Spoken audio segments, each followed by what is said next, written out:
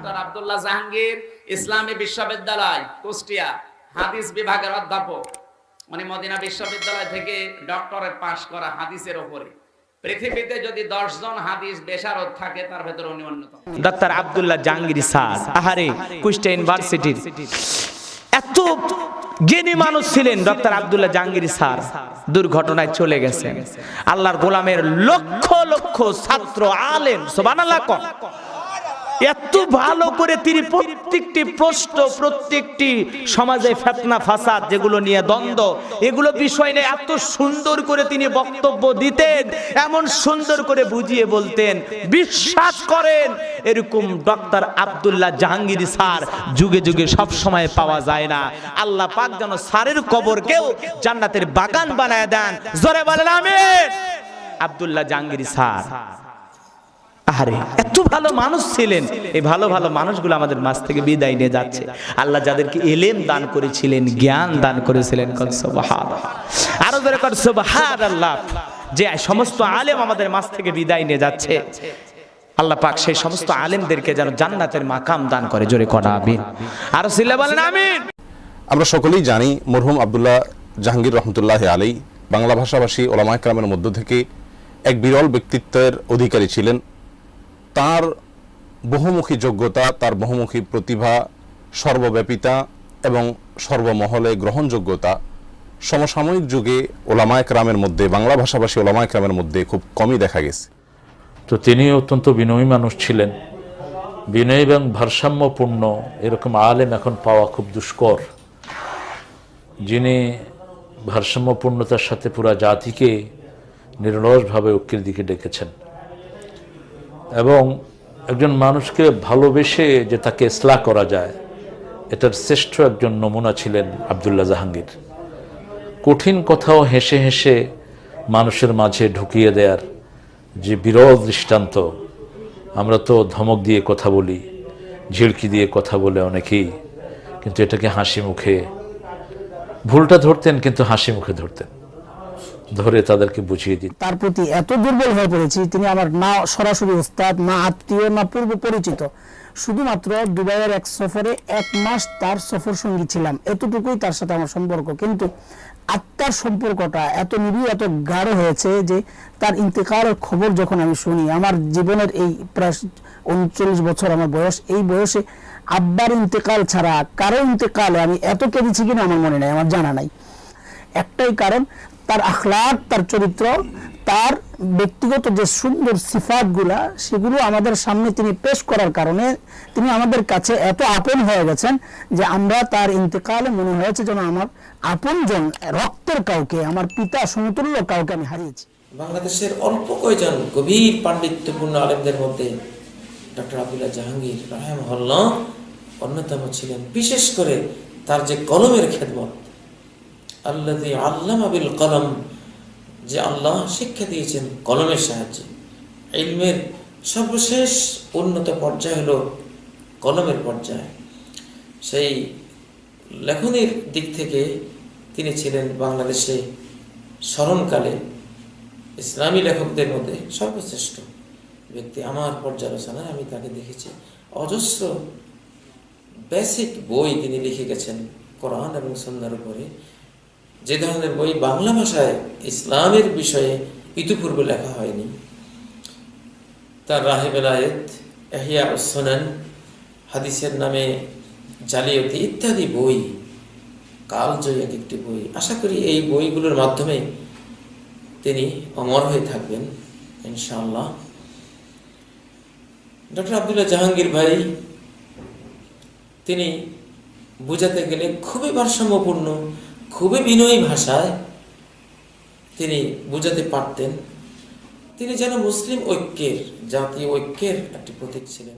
তো doctor Jahangir sir রহমতুল্লাহ আলাইহি তার জীবনে অন্যতম একটি আমি শিক্ষা বলবো এবং তার জীবনের একটি অনুকরণীয়, বর্তমান সময়ে খুবই প্রয়োজনীয় বিষয়, সেগুলো সকলকে এবং সকল মতের, সকল পথের, যারা সঠিক পথের অনুসারী, মৌলিকভাবে শাখাগত কিছু বিষয়ে মত পার্থক্য থাকলেও মৌলিকভাবে যাদেরকে নিয়ে একসাথে কাজ করা যায় তাদের সাথে ঐক্যের একটি বন্ধন তৈরি করার যে এক প্রেরণা তার মধ্যে ছিল। তিনি নিজে কখনোই নিজেই সবকিছু করতে হবে অথবা নিজেই বড় এই মনোভাব কখনোই তার মধ্যে আমরা দেখিনি, বরং তার বিপরীত, যে তিনি অনেক বড় হয়েও, এত বড় মানুষ হয়েও কিভাবে নিজেকে এত ছোটভাবে প্রকাশ করা যায়, ডক্টর আব্দুল্লাহ জাহাঙ্গীর ছিলেন এই যুগের তার সুন্দর এবং অত্যন্ত শ্রেষ্ঠ একটি নমুনা। এডুকেশনস থেকে তার অন্যান্য বই বাদ দিয়ে 19টি তার বই বেরিয়েছে। আমি গতকালকে হিসাব করেছি, এই 19টা বইয়ে তার 6,274টা পৃষ্ঠা রয়েছে।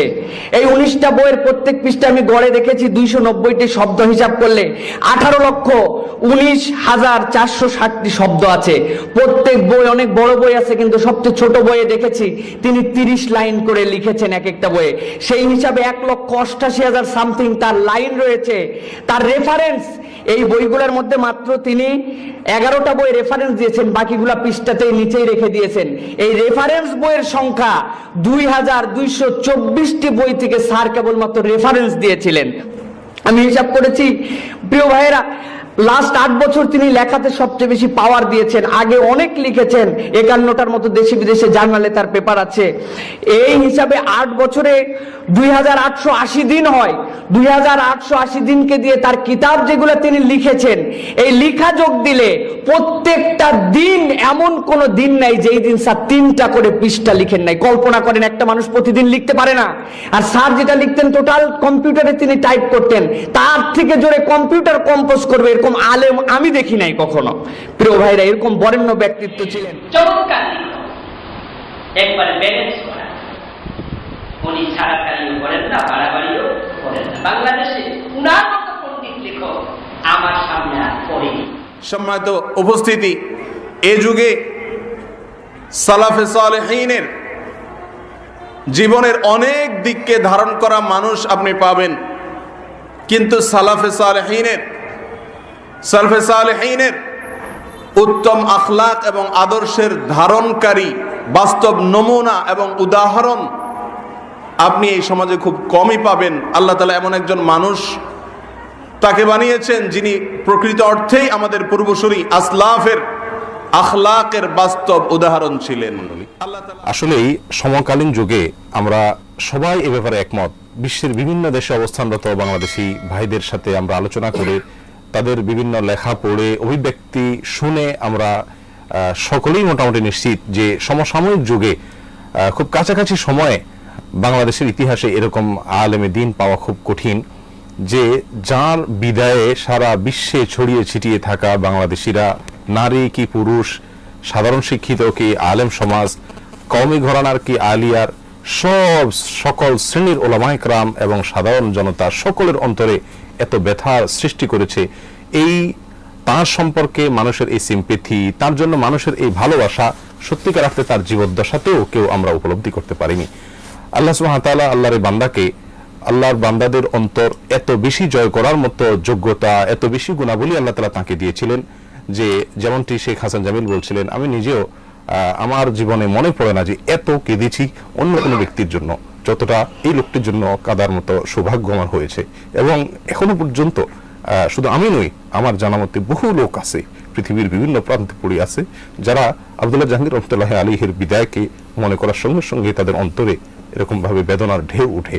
সম্মানিত দর্শক মণ্ডলী, এর একটি মাত্র কারণ তিনি তার জীবনকে এমন ভাবে গঠন করেছিলেন যেমন ভাবে আমরা সকলেই বই পুস্তকে পড়ে থাকি, যেমন ভাবে আমরা সকলেই শুনে থাকি আমাদের নবীজির জীবন আদর্শে, যেমন ভাবে আমাদের আসলাফ ছিলেন, ঠিক তেমনি অত্যন্ত উঁচু আখলাকের অধিকারী, অত্যন্ত যোগ্যতার অধিকারী একজন মানুষ ছিলেন। জীবনের একটি মুহূর্তকে নষ্ট করেননি। অত্যন্ত অল্প সময় তিনি পেয়েছেন দাওয়াতের ময়দানে কাজ করার জন্য। তার চাইতে অনেক অনেক বেশি সময় ব্যয় করেও বাংলাদেশে বা আমাদের জানা মতে অনেক ওলামায়ে কেরাম কাজ করছেন, কিন্তু তার সিকিভাগ কাজও করার তৌফিক হয় নাই। আল্লাহ সুবহানাহু ওয়া তাআলা তার এই বান্দার সমস্ত আমলগুলোকে কবুল করেন। যারা মধ্যপন্থায় কাজ করেন, মধ্যপন্থার দিকে আহ্বান জানান, তাদের মানহাজ হলো মধ্যপন্থা। এর মধ্যে এই মধ্যপন্থায় আজকে বাংলাদেশে উল্লেখযোগ্য যারা কাজ করছেন তাদের মধ্যে অন্যতম হলেন ডক্টর আব্দুল্লাহ মোহাম্মদ জাহাঙ্গীর। এই লোকটি যেমন জ্ঞানে গুণে, দেখায় শোনায়, আচরণে, চলনে, বলনে মাশাআল্লাহ, তার চতুর্দিক থেকে সৌন্দর্য আল্লাহ তাকে দিয়েছেন। কিন্তু তার যে অনুপস্থিতি এবং তার আমাদের থেকে চলে যাওয়াটা, এটা আমাদের কাছে আমাদের অনুভূতিতে খুব লাগে। আমরা খুব টের পাচ্ছি যে একটা লোক না, একটা শূন্য সৃষ্টি হয়ে গেছে, শূন্যতা সৃষ্টি হয়েছে। যারা বাংলাদেশে লেখায় বলায়, ইলেকট্রনিক মিডিয়ায়, সকল শিক্ষকতায়, সকল জায়গায় একটা সুন্দর একটা ভূমিকা পালন করেন, তাদের মধ্যে অন্যতম হলেন আব্দুল্লাহ মোহাম্মদ জাহাঙ্গীর। এই অল্প সময়ে তিনি অনেক কিছু দিয়ে গেছেন, সন্দেহ নেই। এগুলো আমি আমাদের তরুণদেরকে বলবো, তোমরা যদি পড়ো, দেখো, এ অনুযায়ী নিজকে করার চেষ্টা করো এবং তার ইসলাহের কাজ করো, আর মুফসিদিন থেকে দূরে থাকো। আব্দুল্লাহ মোহাম্মদ জাহাঙ্গীর, আল্লাহ তাকে তার বান্দা হিসেবে আল্লাহ তাকে যথাযথ এক বড় পুরস্কারে তাকে পুরস্কৃত করুন এবং তার মুকাররবিনদের মধ্যে শামিল করুন, জান্নাতে আলা মাকামে তাকে অভিষিক্ত করুন। তার পরিবার পরিজন সন্তানাদি যারা রয়ে গেছে, তাদের দেখভাল আল্লাহ পাক নিজেই করুন, তাদের জ্ঞান দেন, তাদের অভাব দূরে রাখুন, প্রভাবকে মুক্ত রাখুন, তাদের হেফাজত করুন। তরুণদেরকে সর্বশেষ আমার এই ডক্টর আব্দুল্লাহ মোহাম্মদ জাহাঙ্গীর যে মানহাজে চলছেন, আমি বলবো এই মানহাজ কেন, তিনি অন্ধ ছিলেন না, কারোর অন্ধ তাকলিদও করতেন না, অন্ধ ভক্তিও দেখাতেন না। তিনি নলেজ, জ্ঞান, প্রমাণ ভিত্তিতে কথা বলতেন এবং তার পিছনে চলতেন। যে এটি একটি সুন্দর পন্থা, হিদায়াতের পন্থা, সঠিক পন্থা। আল্লাহ তাআলা আমাদেরকে মূল্যায়ন করার তৌফিক দান করুন। আমিন। সাল্লাল্লাহু আলা সাইয়্যিদিনা মুহাম্মদ ওয়া আলিহি ওয়া সাহবিহি। বাংলাদেশের মাটিতে ডক্টর আব্দুল্লাহ জাহাঙ্গীর রাহিমাহুল্লাহ একজন আলেম ছিলেন। কুষ্টিয়া বিশ্ববিদ্যালয়ের প্রাক্তন তিনি প্রফেসর ছিলেন। রোড অ্যাক্সিডেন্টে মারা গেছেন, আল্লাহ পাক তাকে জান্নাত নসিব করুন, আমিন। তার কিছু বই আছে, এই দেশের প্রেক্ষাপটে উম্মার ঐক্যের জন্য তিনি কিছু বই লিখেছেন। বইগুলো কালেক্ট করে পড়াশোনা করেন, আপনার দৃষ্টিভঙ্গি প্রশস্ত হবে ইনশাআল্লাহ। এটা আমার পরামর্শ। ডক্টর আব্দুল্লাহ জাহাঙ্গীর স্যারের নাম শুনে ভাল লাগে না? কথাগুলো শুনলে হৃদয়টা ঠান্ডা হয়ে যায়, কারো পক্ষপাতিত্বে যায় না, যেটা হক, যেটা সমাজের জন্য কল্যাণকর, সেটার কথা বলে। এই মাঝামাঝি থাকতে পারাটা সবচেয়ে কঠিন, ঠিক কিনা? আল্লাহ বলেছেন, ওয়াকাযালিকা জাআলনাকুম উম্মাতান ওয়াসাতান লিতাকুনু শুহাদা আলান নাস। তোমাদেরকে হতে হবে উম্মাতান ওয়াসাতান, মধ্যমপন্থী উম্মাত, মাঝামাঝি থাকতে হবে।